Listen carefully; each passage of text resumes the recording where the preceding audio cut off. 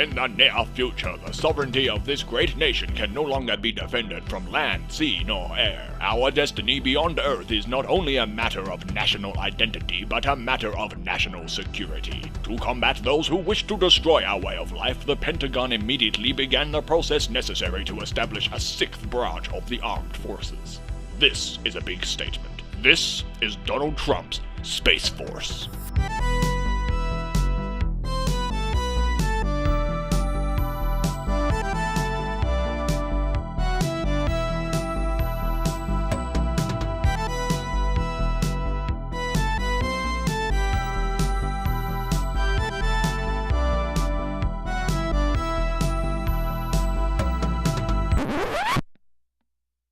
Oh my god.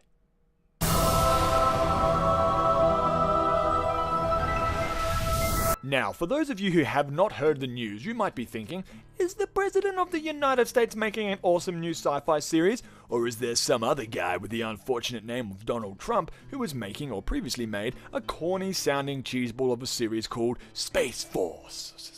Both answers are incorrect, though I would watch the shit out of a series called Space Force. I mean, that is some straight up 80s, early 90s sounding sci-fi right there. And aside from a few miraculous exceptions, we all know that 80s and 90s sci-fi is the best sci-fi. Somehow, the news is even better, or worse, depending on your perspective. Donald Trump on Monday, that's Monday the 18th of June 2018, announced that he is aiming to add a sixth branch to the US Armed Forces. So, along with the Army, Marines, Navy, Air Force, and Coast Guard, there will soon be, if all goes ahead, a freaking Space Force! Now, I don't want to get all political and shit, that's not what this channel is all about. I'm not gonna talk about whether or not the United States, that's which I am not even a citizen of, should spend its taxpayers' money on cool space stuff, or instead focus on more immediate issues on Earth. But no matter where you stand, we can surely agree that Space Force is the coolest sounding name for a defense branch like ever. Yeah, I just work for Space Force, bro. You know, no big deal. I mean, that's some straight up super sci-fi shit right there, man.